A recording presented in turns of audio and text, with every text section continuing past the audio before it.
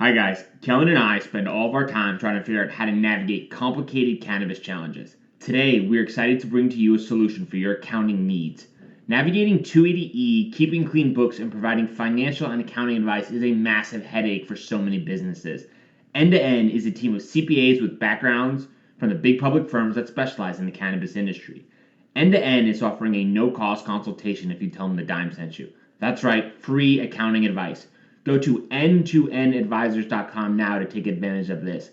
That's N, the number 2, NADVISORS.com to get free accounting advice now.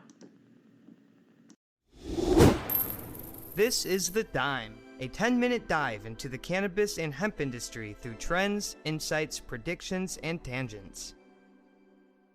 What's up, guys? Welcome back to The Dime, where we break down all things in the CBD and cannabis industry. Before we start, I want to shout out all of our UK listeners. We appreciate the love. Keep spreading the good word out there. Today's topic is professional football players and cannabinoids. We have a very special guest, Who Dat's Nation's own Delvin Breaux, cornerback for the Hamilton Tiger Cats of the Canadian Football League, and of course, New Orleans Saints. Delvin, you have an incredible story, and I'd love for you to share a little bit about your story with our listeners. Yes, sir. Thank you. Yeah, man. So it's crazy. I was back in high school. It was in 2006, October 27, 2006, 2 days after my 17th birthday. It was crazy. Everything was normal for me. I woke up, everything was normal the next day. No signs of anything, right? I slept well, and my dad received a call from the LSU scouts on our way to school. And he let me know that the scouts was going to be at the game that day. And, I was excited, I was a 17-year-old kid, I got the LSU coach who's going to be at my game. So it was exciting. We get to the game. It's going well. We were up, I want to say 13-0. It's coming out of halftime, and we was going on kickoff. And like I say, everything was going smooth. It's crazy because the week before I wasn't on special teams. Like I wasn't on special team. And the week prior to that, I was on special teams due to a returner being fast. So my coach was like, "Hey, we need you out here this week." I'm like, "Coach, I wasn't on there all week in practice, so why I got to get out?" He was like, "No, we just need you. Get out here. Like we got." And I was like, "You know what? F it. I got the LSU scouts in the stadium." I said, "I want to show them, that I can, do more than just be a cornerback. I can play special teams too." So I'm on the L1. I'm on kickoff, left-hand side of the field. Man, I shot out there like I was Usain Bolt, man. Like I was running so fast. Like if you see the film, like you see me like 5 or 10 yards ahead of everybody. So I'm running down there between the 17 and 23-yard line is where I made my collision. The guy, Peyton Jason, as he was running, he lifted his knee and I dove in. Like I saw his knee, and when I dove in, like I closed my eyes and like my neck jerked backwards. Like it was just like an immediate impact. It jerked backwards. Next thing you know, everything was dark. Everything went dark. Just dark. I hear my teammates like, "Hey, D bro, come on, get up, D bro, we need you, get up." And I'm like, I'm trying, but I can't. Like I can't move, and it's like I don't know if they're hearing me, but I'm talking like subconsciously, like I'm trying to move. I'm like, "Come on," like trying to get up, and they can't hear me. So their words are like just drowning out. Like it's just drowning out. And next thing you know, within a few seconds, a bright white light just appeared. Like it was crazy. Like it was crazy. It's something I've never really, I can't really explain. The closest I've explained was Bruce Almighty. Whenever Morgan Freeman, Jim Carrey, Jim Carrey, there was in a white room, and he made the room go all white. Like that's just how it was. It was just all white. Like it was crazy. And then within a few seconds, my coach came with the smelling salt. And he was like, "You all right?" I'm like, "Yes, sir." He was like, "All right, well, let's go. Get up." I'm like, "All right." Next thing you know, I got up and took my old helmet off and walked off the field. Nuts. That's And wild. obviously the continuation of that and what transpired to lead you, to the Saints and things like that is just an insane path. So I guess my question for you is cannabinoids. When did that become an interest of yours? Was it earlier on that you fell in love with it? You know, talk us through, you know, your, you know, first time with the plant. You know what? I want to say it was maybe, well, now I can say 2 years ago. Right, 2 years ago. right. It's crazy. 2 years ago. You know, it was after a football game, and you know, my body was hurting, I'm aching, and you know, I don't like marijuana. Well, I do now, but I didn't like marijuana at the time. And you know, my teammates were, you know, that's how you smell. You walk past the locker room, you smell. That's how guys, you know, you smell. I'm like, man, how is it? Like, what's the reason? Like, why y'all smoke? Like, everybody does it. So they was like, man, you never tried it before? Like, no. It was like, all right, well, look, after the game, we're going to try some indica. I was like, okay, cool. So teammate came over after the game. I maybe hit it like 2 times, you know, smoked the joint, hit the joint like 2 times, coughed out, went to sleep for about 9 or 10 hours. I woke up the next morning. Like, I was ready to play another game. I was like, man, I've never slept like this ever, like it was crazy. It's like since a baby, right? You know, I slept like a baby, man. It was crazy. And my team was like, yeah, that's indica, man. That's what the weed, the endocannabinoid system you have, that's what they do, man. You get in your system and it works, man. It puts you down and it relaxes you. They also have sativa. And I was like, oh, sativa, what's that? And they're like, oh, that's the one that keep you up. You know, I say, so if I'm, you know, want to smoke before a game, you know, can I do that? And it was like, I mean, you can, but I wouldn't advise it, right? Like, you be out there crazy. So like, it's cool. We gas that pass. I'm totally I'm good right here, boys. Look, and ever since then, I was just like, you know what? I want to be I'm a big fan of it. I want to try more. And, you know, that's when I really got involved, started doing research. And I'm like, man, this should be on a shelf. Like, this should be, you know, being handed out to people because it's actually helping people. It helps. And then when I saw what it actually, when you smoke, what it actually helps, and I'm like, wait a minute. So we got people in prison and in jail for stuff that's actually helpful. Like, wait, whoa. So that would make me start doing more research, and I'm like, man, I love it. I want to help more people now. And like I said, my grandma has, you know, I put her on some cream and stuff like that. She loves it. She's like a new woman.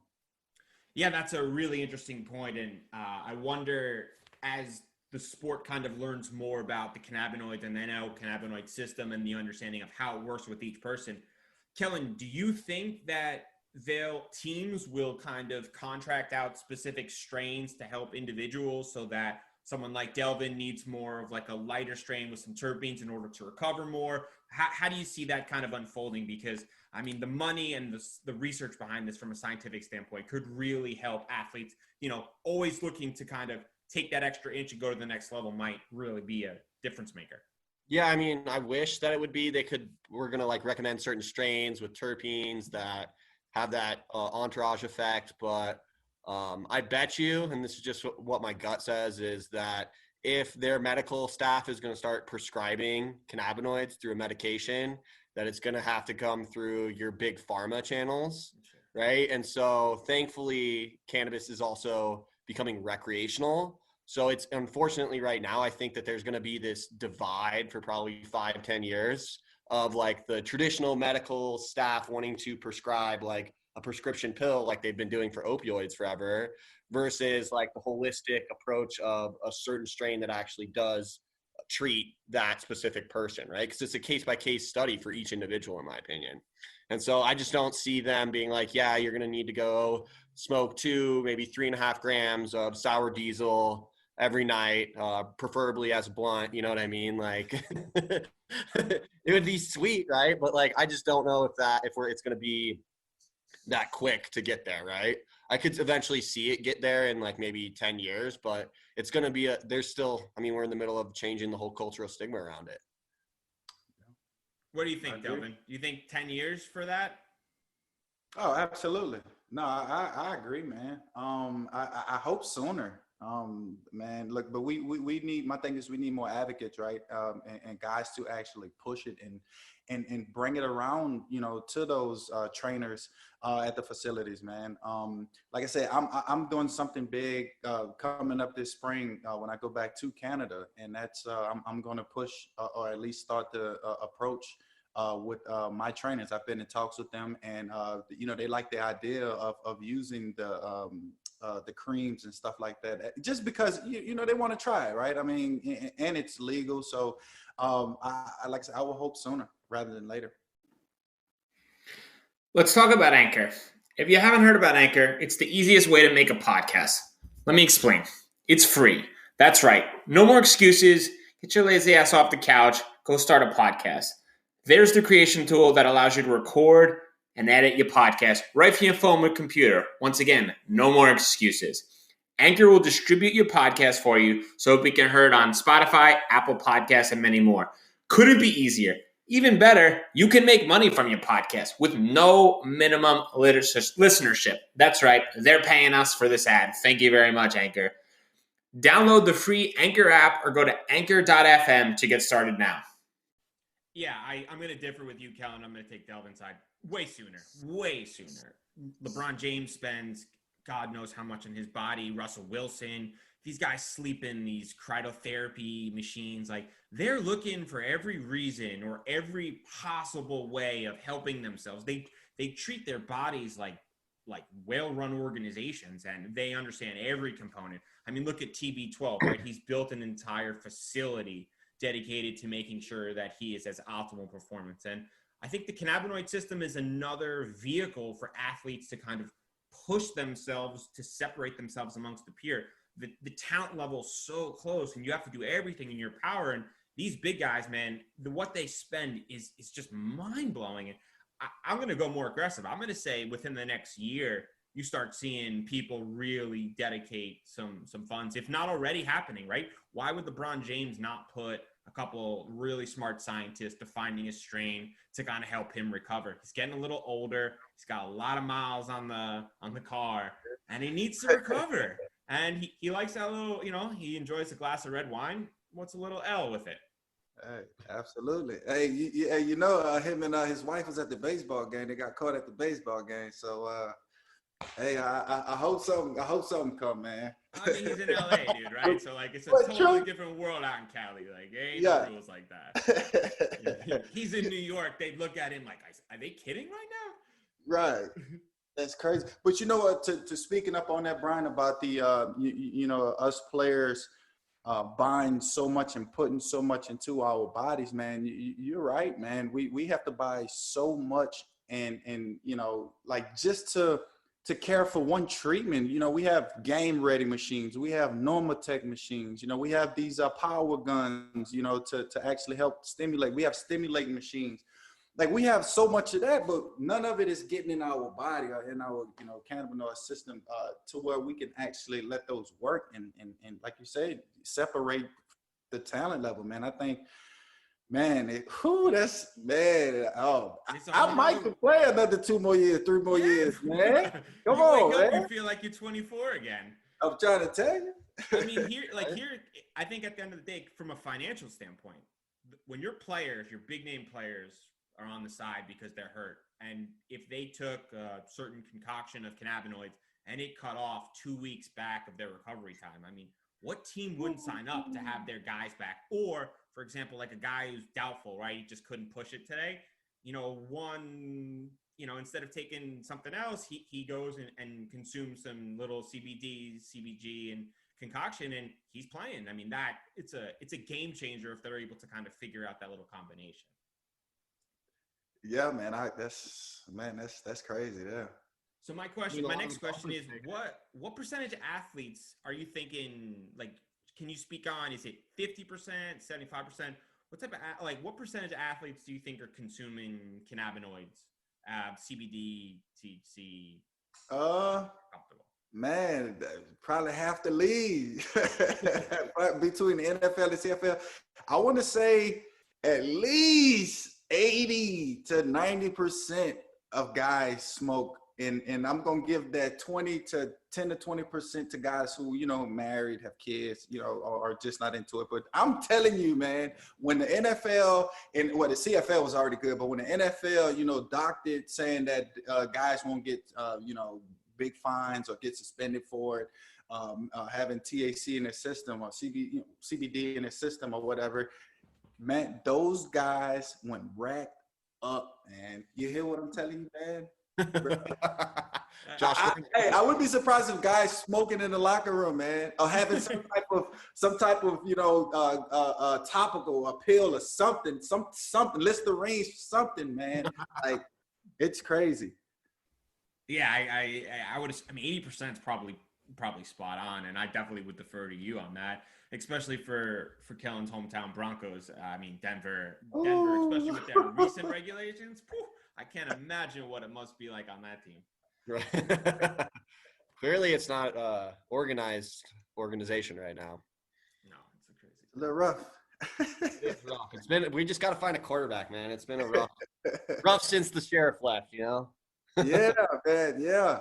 Hey, I thought Paxton Lynch, man. I thought he was gonna be a guy that comes in and, you know, and fill in. But if he could have been a little more humble, and like the Texans just offered him the world, right? And like they're like, oh, he trained under Peyton for 3 years, like he's gonna be the next all-star, and it just wasn't the case, you know? Yeah, it's a little rough, man. Who they got over there right now? Lynch. Who's the quarterback? Right? Locke? Drew Locke? Yeah. He's got attitude, eh? And they got weapons out there too, right? Yeah. Dude, Jerry Judy's the real Jerry deal. Judy's just shredding people. Yeah, he's gonna be nice, man. I would say next year he's definitely making Pro Bowl. Most definitely. I don't know why he doesn't get more looks, man. That guy's open like every play. Quarterback. We need someone to throw it to him. Yeah. This is a hard conversation for me right now, guys. As you guys both know, my Jets extremely disappointed me last week, and I'm severely recovering. And I just want to shout out to my buddy Drew, who I know is really, really down in the dumps because it doesn't look like Trevor Lawrence will be joining our team this year. And man, that sucks. It's tough, man. So you got anything positive to say? Is like their optimism you got from me, Delvin? Is there anything, you know, anything for us Jet fans to look forward to? Because right now we're the laughing stock, and I prefer to get past that. Yeah, man, you have a lot to look forward to, man. It's everything is up from here, right? I mean, you know, they won last week, didn't they? Yeah, but like, yeah, we shouldn't have won. We shouldn't have won. We should have won, right? That's a good. Frank Gore, man, ageless Frank Gore carrying the team, terrible. It's crazy, but no, man. They just have to have hope. You know, a team right now. You know, I've been on three losing consecutive teams in a row. You just have to have faith. Guys have to have hope. They have to believe and know that we have to get better next year. What we did the year before, that we need to do this year differently to where we're Super Bowl. Well, I ain't gonna say Super Bowl, where we playoff contenders, division contenders, right? Because we're starting from the bottom. But the guys have to buy in. Guys have to come in. You know, have to build that chemistry. It sucks that Jamal Adams left. You know, because he was definitely a great captain of that secondary and of that defense. So yeah, those guys just have to keep the faith, keep hope, and go from there. What do you think about your Saints? Drew, who that? 13 broken ribs. Is that real? Man, come on, man. Bro? He needs some CBD, CBG, all that. He needs everything. DDT, everything, man. Come on. That is so many broken ribs. That hit was so good. I guess my question to you while we're here is like, why does Taysom Hill hate throwing it to Alvin Kamara? You gonna put me on the spot like that, man? I mean, no, I just got to. Because like every game I watch, and I'm like, throw it to Kamara, man. He's open every time. Man, you know what? I don't know what's going on in the locker room, man. I don't know what's going on. You know, both of them are great athletes. Both of them are great performers. Well, I can't say performers, great entertainers. So I don't know. That's a great question. I don't know, man. As a fan, my theory is every time Kamara touches the ball, good things happen. So it's probably a good idea to get him involved early and often. Selfishly, my fantasy team would like that. Oh, come on, man. Come on, man. I'm just being honest. Oh, wow. So we got a prediction. It's prediction time. By the end of 2021, who is the biggest professional football player to be associated with a cannabis company? Delvin, do you want to go first, or do you want Kellan to go first? I'll go first. I would say Josh Gordon, but he's going too much. He's I don't know, but I want to say Ezekiel Elliott. Dallas Cowboys running back. I like Zeke. He smokes a lot. He smokes heavy. I think, and he's been talking about it. So I think I want to say Ezekiel Elliott. That's a good choice. Kellan? I was gonna go with a Bronco. I was going to go with maybe like Von Miller. I know he's coming into retirement. He's been in Denver. I know his body's kind of falling apart. Maybe that is his retirement move instead of, because I mean, selfishly, I'd love to see him retire as a Bronco, and maybe he's able to retire as a Bronco, and then that's his retirement gig. I know there's a couple other big Broncos players that are actively in the cannabis space in Colorado. So, but Von Miller is well known. So that's my guess. We'll see if it happens. What about you, Bryan? I'm gonna go a little unconventional. I'm gonna take Travis Kelce. He just had an insane exit with Cholula, and Patrick Mahomes, who probably has all the money in the entire world right now, is probably got a ton of things thrown his way. And I think from a public stigma standpoint, having the face like Patrick associated with an industry would be huge. The NFL probably doesn't want that, but I would assume that operating in Mahomes' kind of sphere, Travis Kelce, who's probably got some money himself, I think he's the perfect person. He's got the personality for it. You've seen it with DJ Khaled. You've seen it with Sean Kemp of the former Seattle Seahawks. Oh my God, Seattle Sonics, right? That's what they were. There's a ton of athletes that are moving into it, and I think that Travis Kelce is the one that goes. From a cannabis side, I think a CBD company you can expect. I wonder if they can link Tom Brady. I wonder if that'll end up happening. I wonder if Tom Brady goes that route, because that's an easy one to plug. With Gronk there. Gronk's already there, right? Gronk's already there, but I think Gronk's stigma is like a little different, right? He's a personality where I think this one will be a little more kind of like recovery based. But those are the two that I'm kind of leaning. Cool. We'll add the final question. Delvin, last time you got high. Wow, man. Wow. 5 minutes ago, man. There it is. Yeah. There it is. Our current record. Yes, sir. Yes, sir. Cool. Absolutely. I know you just released your autobiography. I'd love to, give a little shout out. Can you tell people where they can expect to find it? Is it all over? If they want to get in touch with you, let the people know where they can get in touch. My book, Unbroken, just dropped on Amazon. You can go Amazon UK, Amazon Canada. What is it? Amazon, US. They got Amazon French everywhere. You just got to go on Amazon, and it's Unbroken, UNBREAUXKEN, all one word when you type it in. You also can follow me on Instagram at BroShow40, Twitter, BroShow24. And you can also check out my apparel page at BroShow_apparel_. Nice. Yeah. We'll definitely put all those links in the bio, and we'll send it out when we go around. And appreciate you taking the time, and looking forward to seeing, what the future holds for you, and partnering on a lot of these opportunities in the cannabinoid space as our journeys continue. Yes, sir. I love it. Thanks for your time.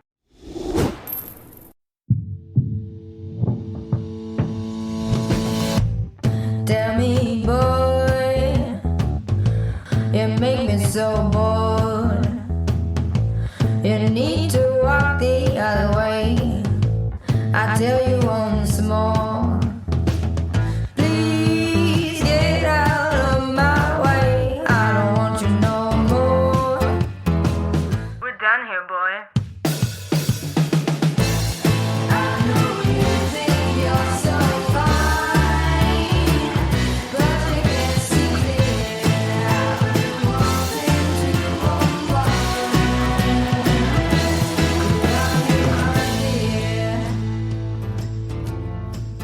Hi, my name is Kira Reed, and I'd like to invite you to be inspired by the women who are leading in the cannabis industry.